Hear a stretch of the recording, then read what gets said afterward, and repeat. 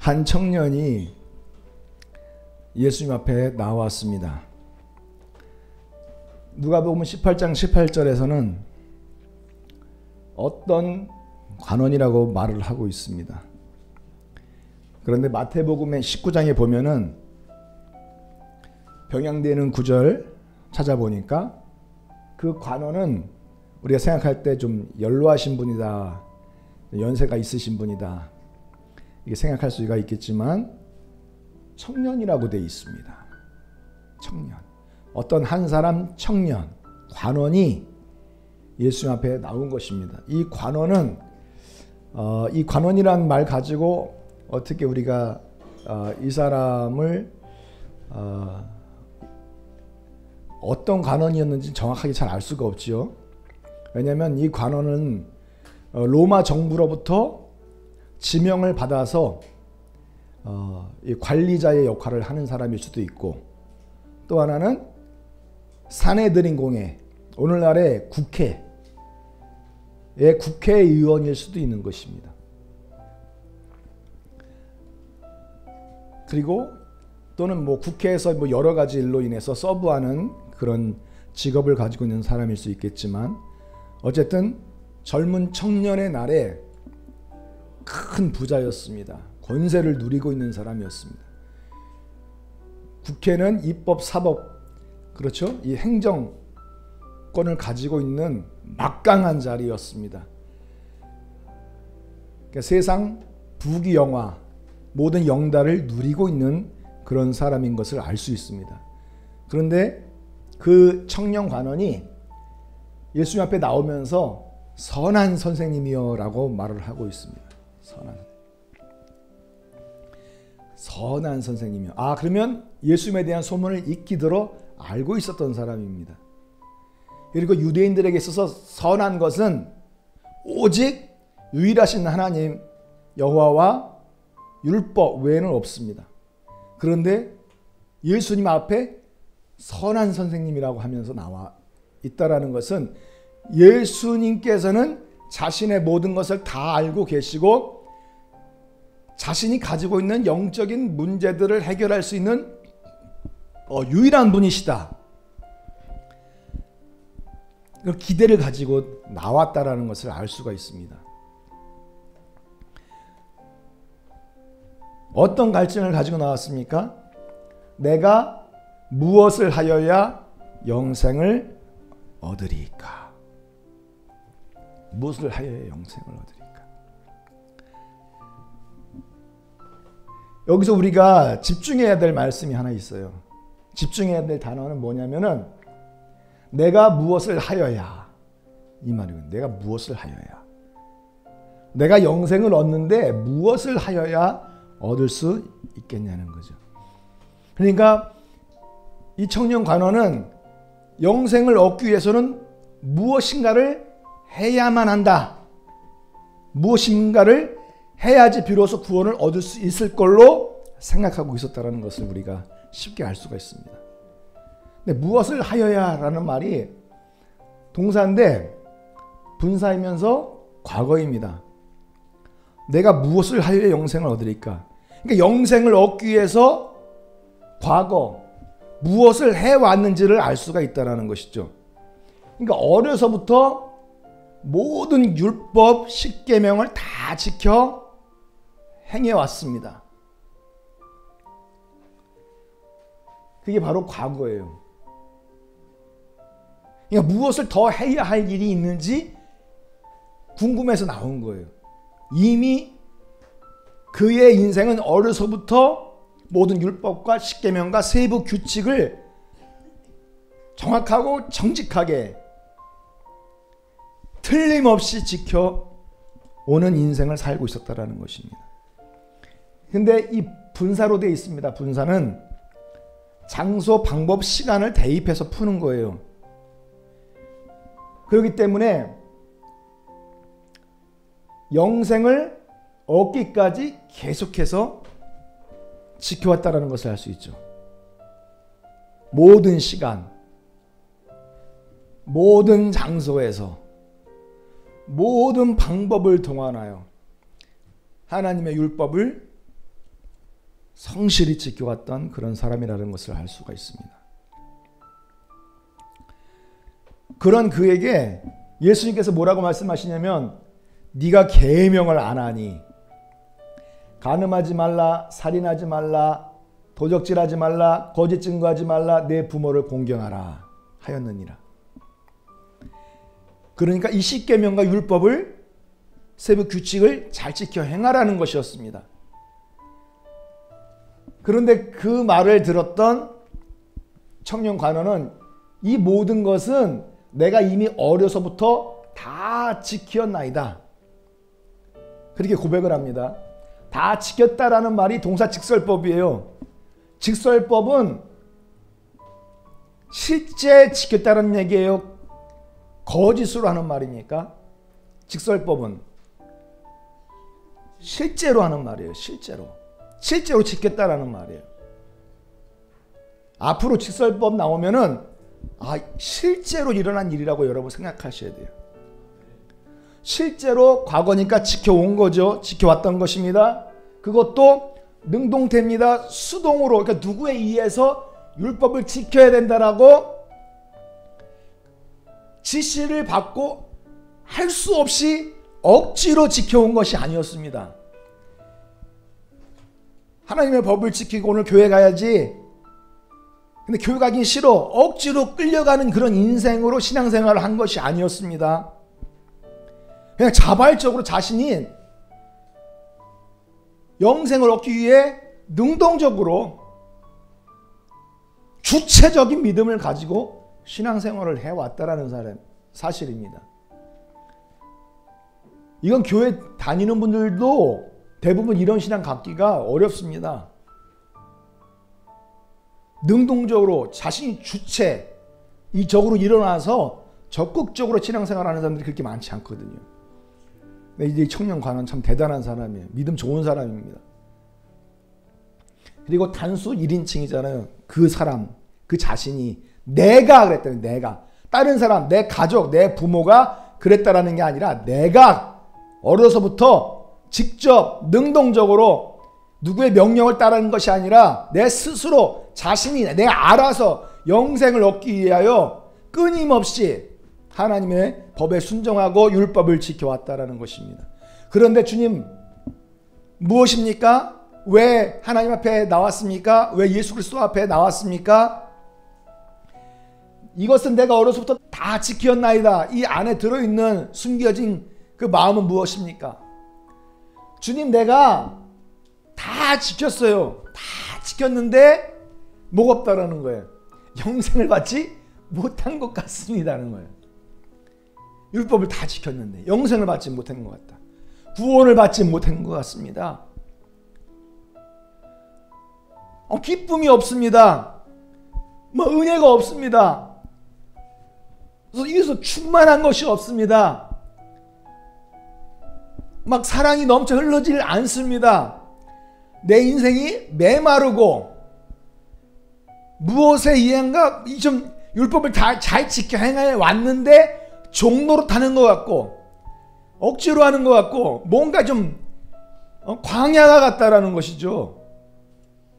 청년 관원이 오해하는 것이 있습니다.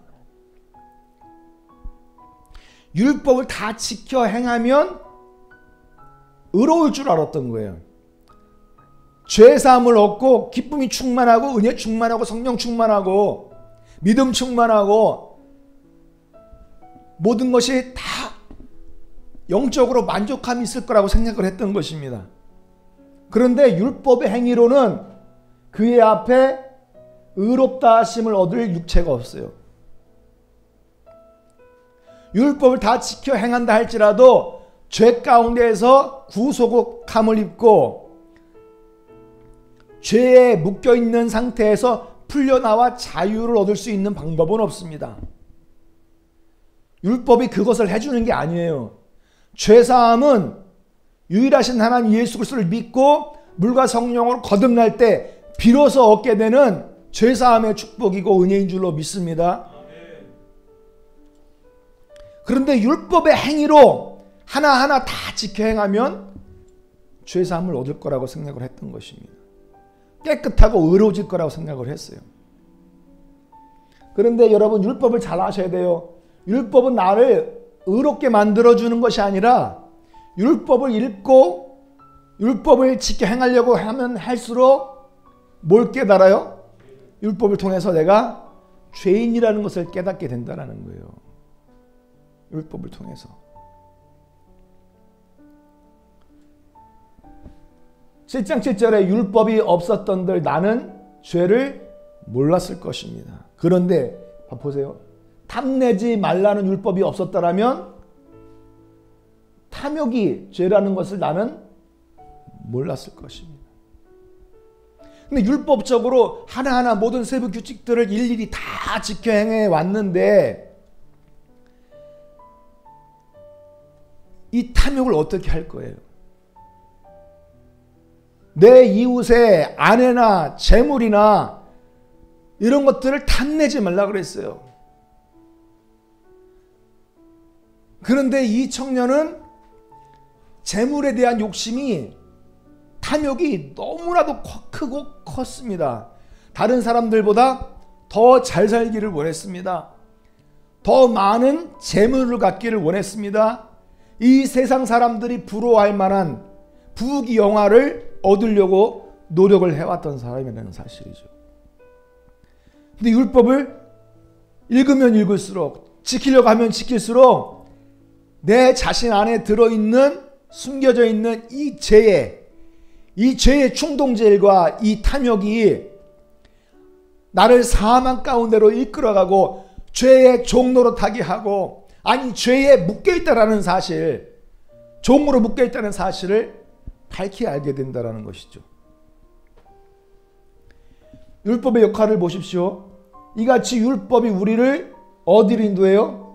예수 그리스도에게로 인도하는 뭐가 되는 것입니까? 몽학선생이 된다. 몽학선생. 몽학선생이란 말은 무엇입니까? 이게 두 단어에서 하나로 합쳐진 그런 단어인데, 종이라는 단어와 이끌고 가다, 이끌고 데려가다라는 말이 두 가지의 단어가 합성된 말이에요. 몽학선생은 종의 신분인데 이끌고 데려가는 자라는 뜻이에요. 그러니까 이 주인, 이 귀족이 낳은 그 자식을 어떻게 하는 것입니까? 이끌고 나아가서 전문가에게, 선생님에게 지식을 배울 수 있는 곳에, 학문을 배울 수 있는 곳에 이끌고 모셔다 드리는 그런 사람이 바로 몽학선생이라는 것이죠. 어린 아이는 어리기 때문에 어디로 가야 될지 모르고 가야 할 곳을 모르는 거예요. 그러니까 이 어린 아이가, 귀족의 이 자식이 장성할 때까지, 성인이 될 때까지는 종노릇하는 것입니다. 그 아이를 가야 할 곳에 데려다 주는 거죠. 주인의 명령을 따라서 그대로 그 아이를 지키고 보호하고 이끌고 주인이 원하는 것으로 데려가는 그런 사명을 가지고 있는 것입니다. 그러니까 이 율법은 몽학선생과 같은 존재라는 것이죠. 몽학선생과 같은 존재. 우리가 믿음이 장성하기 전엔 연약한 종이요. 믿음이 장성하기 전 연약한 종이에요. 율법에 붙들려 있는 것입니다. 율법에 붙들려 있는 거예요. 그 율법에 읽으면 읽을수록 내가 죄의 종이다라는 것을 알 수 있어요. 그런데 여기서 끝나는 것이 아니라 그 율법은 나를, 내가 죄인이라는 것을 밝히 드러내고 내가 죄의 종이라는 것을 나타냈지만 여기서 끝나는 것이 아니라 그 율법은 우리가 들여다볼수록 어디로 인도해요? 죄의 사함을 얻게 하는 자리로 인도하는 거예요. 구원과 영생을 얻을 수 있는 전문가, 유일하신 하나님께로 이끌어가는 그런 역할을 하고 있다는 것이죠. 그러니까 청년 관원은 오해를 하고 있던 것입니다. 율법 하나하나를 613가지를 다 지켜 행하면 의로워질 줄로 알고 있었어요. 영생을 얻을 줄로 알고 있었어요. 그러나 죄의 종으로 묶여 있다는 사실입니다. 그렇기 때문에 영생을 얻기 위해서 갈증이 생긴 거예요. 구원을 얻은 자로서 내가 이 자리에서 느끼는 이 느낌, 이 믿음, 이 영적인 상태, 이 신앙생활이 기쁨이 없어요. 은혜가 없어요. 감사함이 없어요. 그래서 예수님 앞에 나아간 것입니다. 우리가 비로소 예수님 앞에 나아갈 때 예수 앞에 나아갈 때에 우리로 하여금 믿음으로 말미암아, 이 믿음은 예수님에 대한 믿음이요, 예수 그리스도의 복음을 의미하고 있는 것입니다. 예수 그리스도가 누군지 알고 예수님이 우리의 구속을 위해서 행하신 이 놀라운 사역을 우리가 알아야 돼요. 그래서 예수 그리스도를 주 하나님으로 믿고 그의 복음을 따라서 물과 성령으로 거듭나서 예수 그리스도와 하나로 연합되어야 됩니다. 그럴 때 비로소 의롭다함을 얻게 되는 것입니다. 믿습니까? 그래서 율법은 우리가 죄에 묶여있는 종이라는 것을 알려주는 종의 법이요, 이 복음은, 예수와 이 복음은 우리를 죄에서 자유를 얻게 하는 주의 법이요, 그리스도의 법이요, 성령의 법이요, 은혜의 법인 줄로 믿습니다. 아멘. 할렐루야. 그러니까 예수님께서 뭐라고 말씀하십니까?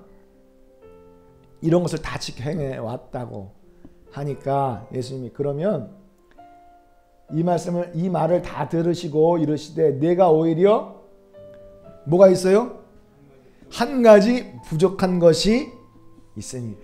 그러니까 이것은 예수님께서 이 어린 청년 관원의 심장을 꿰뚫어 보신 것입니다.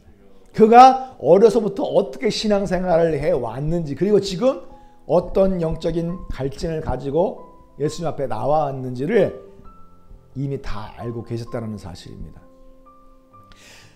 그러니까 뭐라고 얘기합니까? 내게 있는 것을 다 팔아서 누구한테 주라? 가난한 자들에게 주라는 것입니다. 나눠줘라. 그리하면 하늘에서 보화가 내게 있을 것이다. 그리고 와서 어떻게 하라? 나를 좇으라. 이 청년 관원의 한 가지 부족한 것이 무엇이었겠습니까?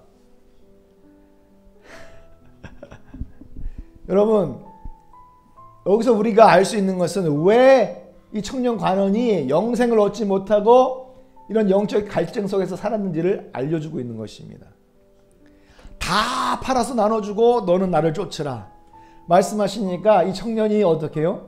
큰 부자인 거로 이 말씀을 듣고 심히 근심하라. 아이고 머리야.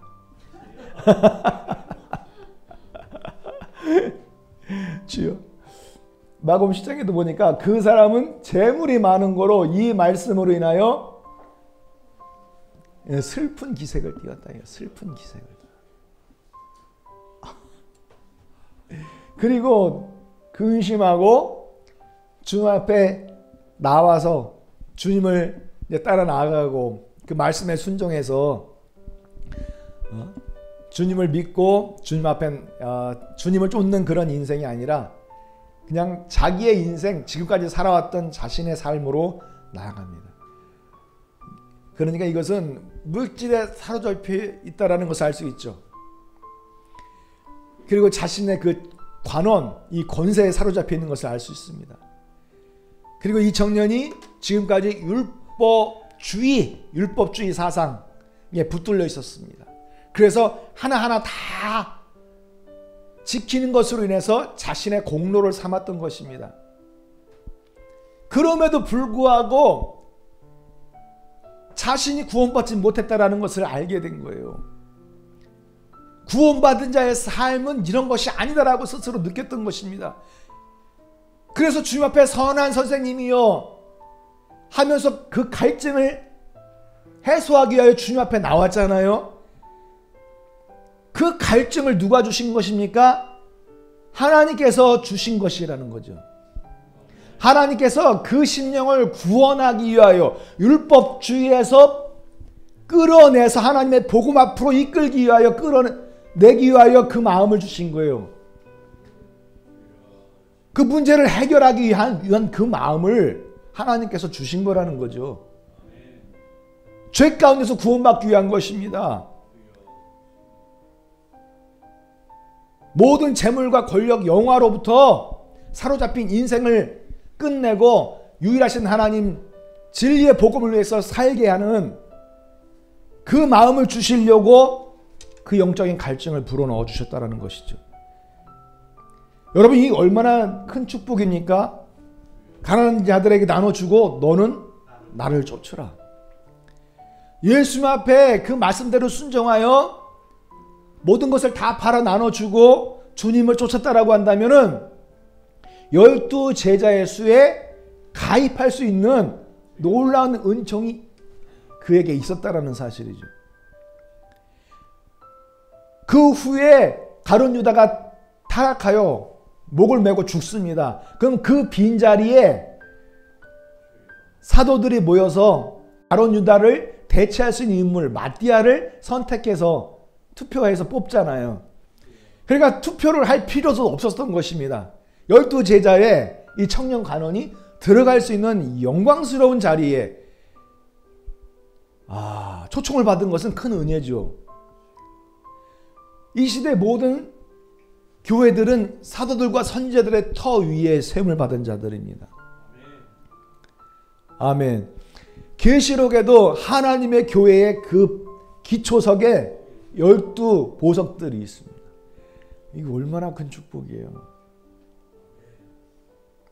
그런데 이 하나님께서 허락하실 이 놀라운 12 제자의 반열을 버리고 하나님께서 예비해 놓으신 그 영광스러운 자리를 떠나서 이 세상의 부귀영화를 쫓는 인생을 살았다라는 것입니다.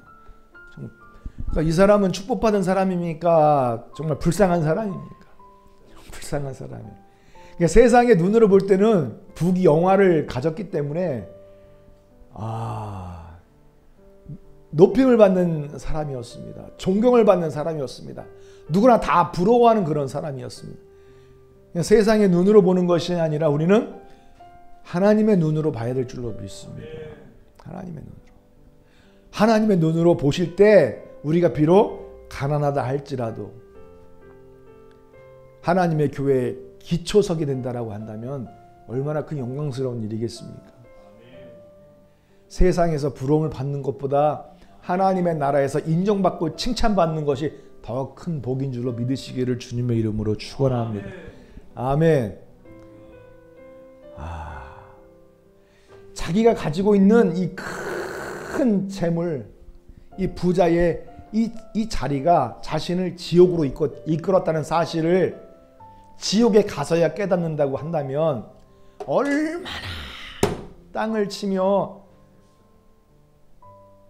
후회하고 이를 갈며 울겠습니까? 너무 어리석은 결정이었다는 것이죠. 그래서 예수님께서 뭐라고 하십니까?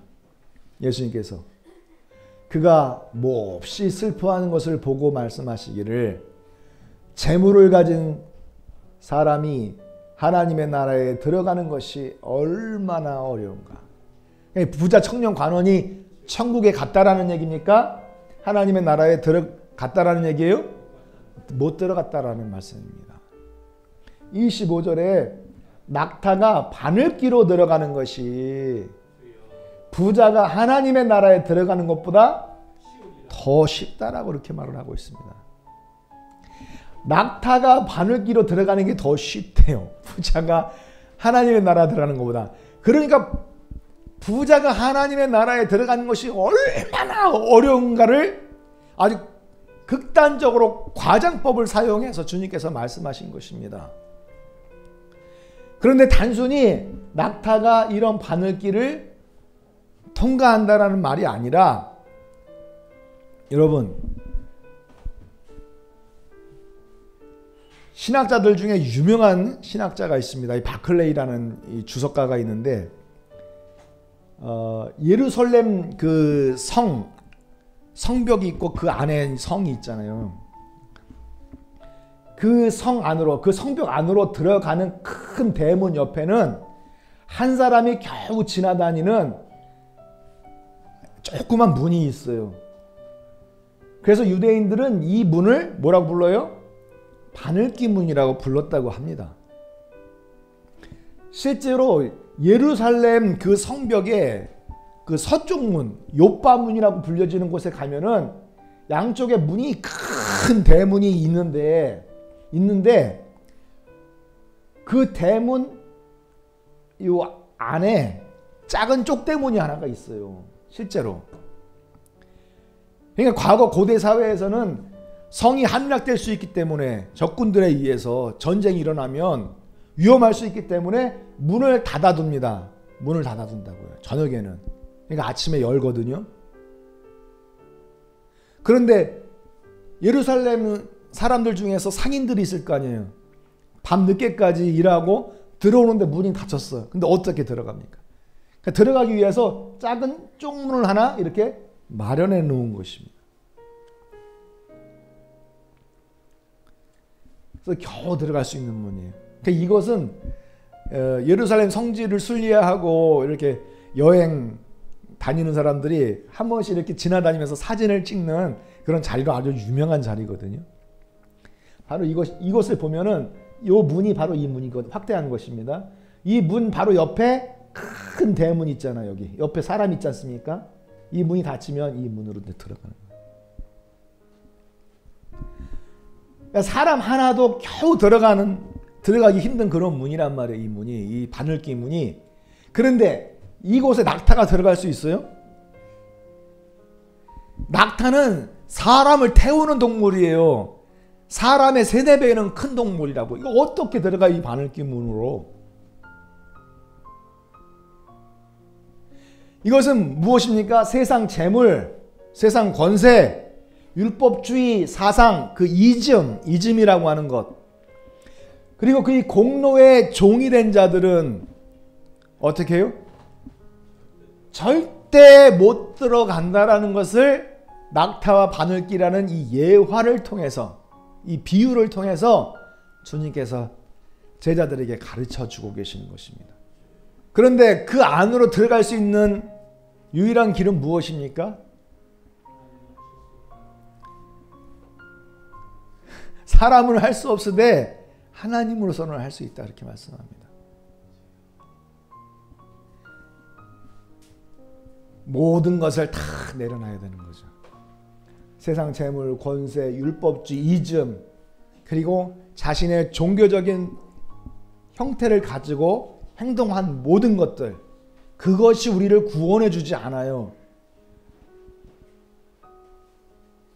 목사로 사역한 것, 장로님으로 사역한 것, 집사님으로 사역한 것, 봉사한 것, 이것이 우리들의 공로가 된다라고 한다면 이 자체를 통해서 우리가 구원을 받는 것이 아니라는 거죠. 봉사하지 말라는 얘기가 아니라 이렇게 해야만 구원을 얻는다라고 하는 이 공로 사상은 우리를 천국으로 이끌 수가 없습니다. 다 내려놔야 돼요. 다 내려놔야 돼요. 모든 것을 다 내려놓고 주와 복음을 믿어야 예루살렘 성 안으로 들어갈 수 있습니다.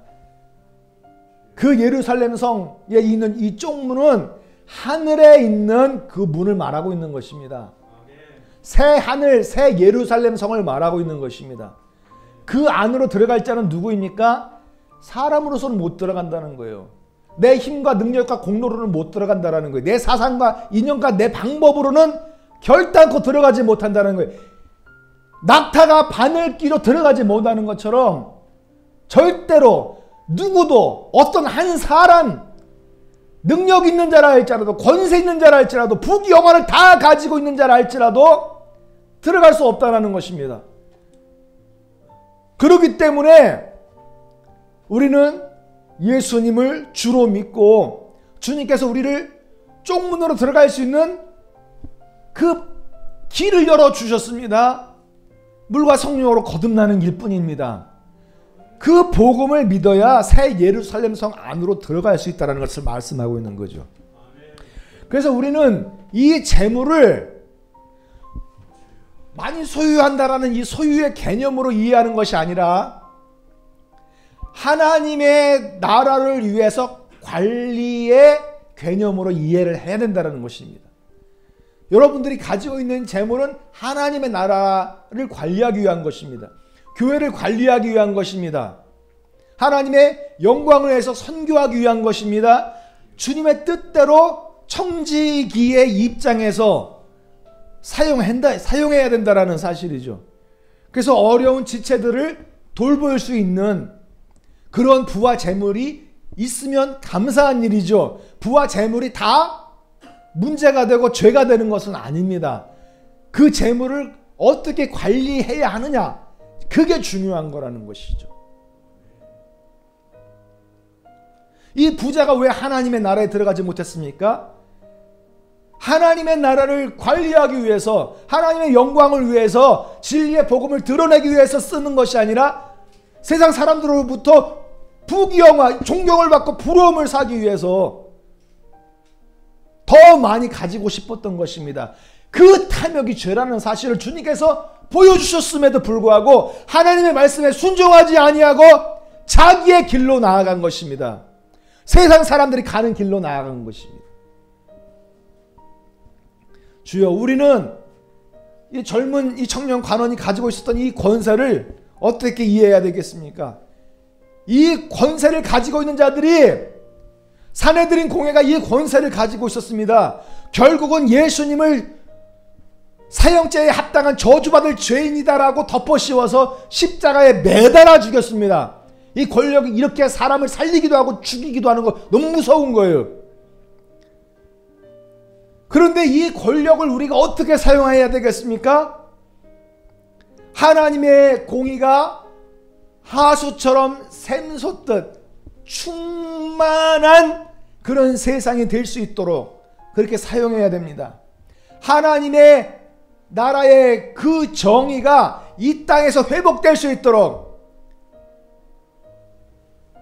이 강물이 끊임없이 흘러가는 것처럼 하나님의 정의가 이 땅에서 회복될 수 있도록 우리가 헌신해야 될 줄로 믿습니다. 아멘. 우리는 이 율법, 안식일, 할례, 절기 지키는 것, 이것으로 인해서 사람들을 죽이고 지옥으로 끌고 가는 사람들이 아니라 유대 율법주의 사상에 입각해서 이것을 지키지 않으면 저주받는다, 지옥 간다라고 사람들을 미혹하는 자들이 아니라 율법을 통해서 우리가 어디로 인도함을 받아요? 주와 복음으로 인도함을 받아. 그 복음이 무엇인지 깨닫고 증거하는 삶을 살 수 있도록 해야 될 줄로 믿습니다.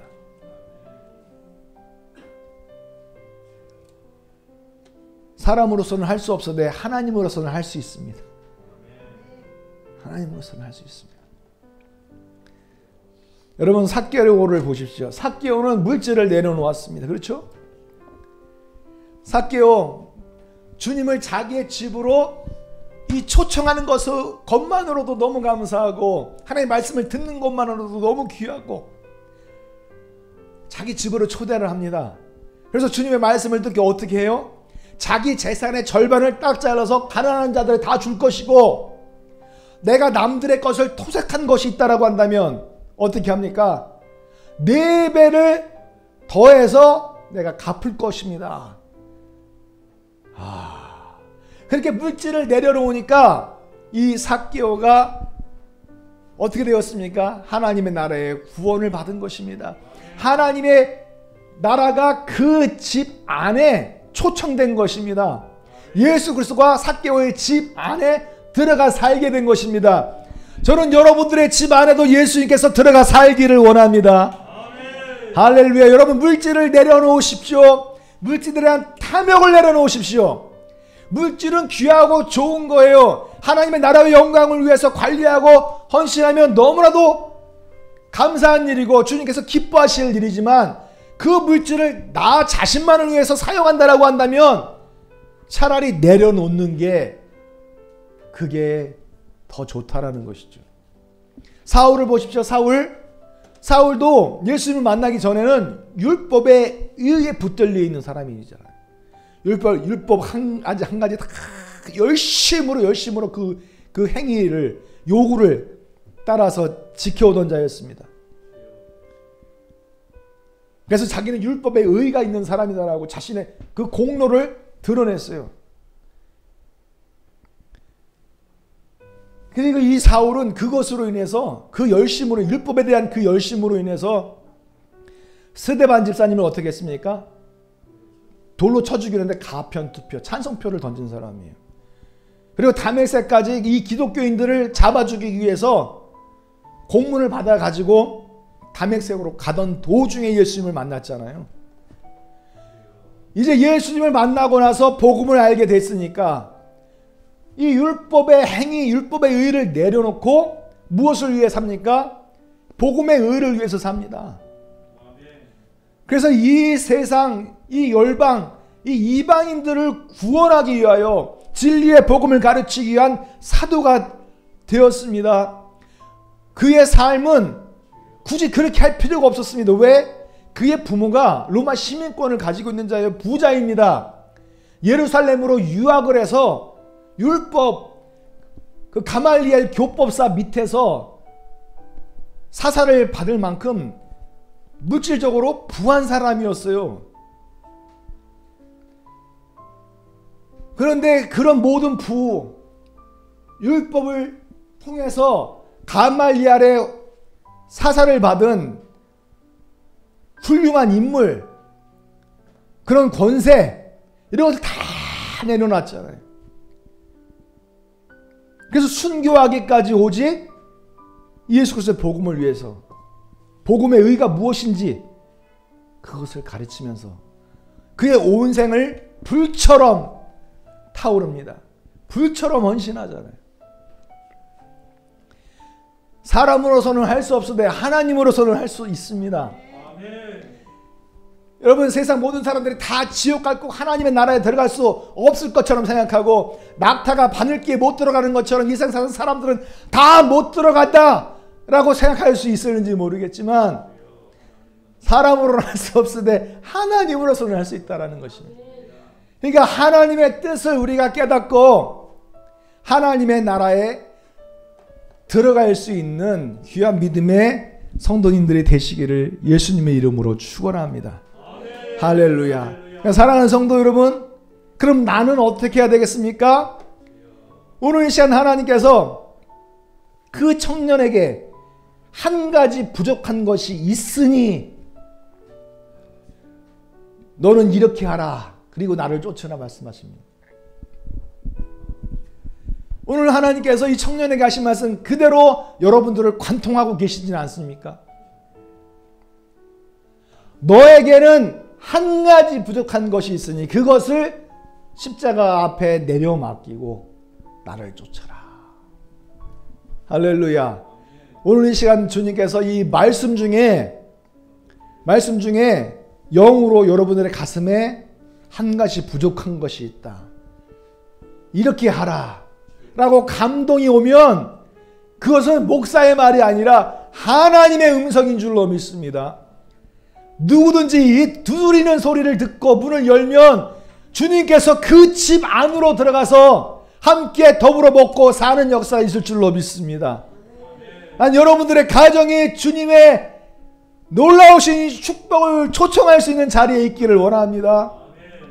세상에 있는 것들 때문에 그것을 포기하지 못하여 하나님의 나라에 들어가지 못하고 지옥에서 슬피 울며 후회하고 가슴을 치는 일이 없기를 원합니다. 오늘 이 말씀을 통해서 하나님께서 우리에게 주시는 그 말씀을 오늘 이 시간 마음에 새기시고 그 내려놔야 될 그 한 가지를 놓고 이 시간 기도하기를 원합니다. 그 한 가지에 붙들리지 아니하고 이 마지막 때 하나님의 나라와 영광을 위해서 살겠습니다라고 헌신하십시오. 12 제자의 반열에 참여하는 놀라운 역사가 있을 줄로 믿습니다. 할렐루야. 하나님의 나라의 그 기초석, 그 12보좌의 그 반열, 난 여러분들이 그 자리에 난 들어가서 그 영광을 누리게 되는 그 날을 사모합니다. 할렐루야. 함께 이 시간 찬송하며 기도합시다.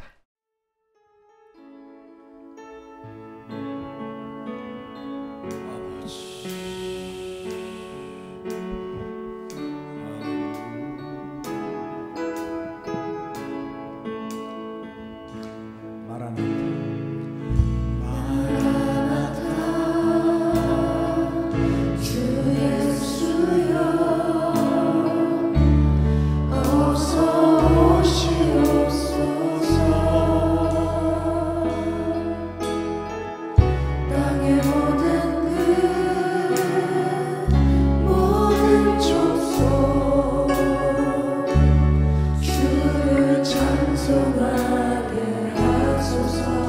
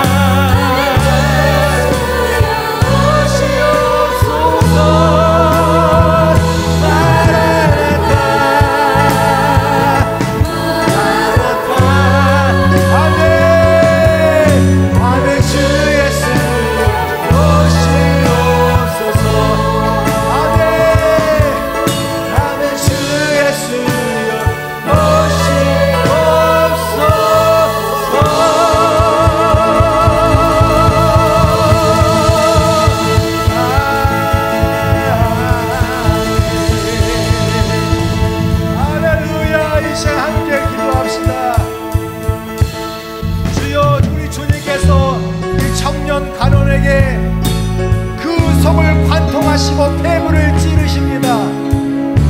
모든 건 다 좋은데 너에게 그 한 가지가 없다.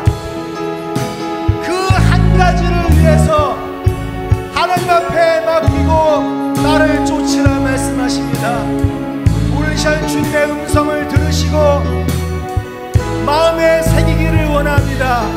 주여, 내가 주님의 뜻대로 행하기를 원하오니 믿음 없음을 불쌍히 여겨주시고 주님의 뜻대로 순종할 수 있게 복을 베풀어 주시옵소서. 순종할 수 있는 힘을 주시옵소서. 주여, 내가 주님의 뜻대로 살게 하여 주시옵소서. 합심하여 기도합시다. 주여.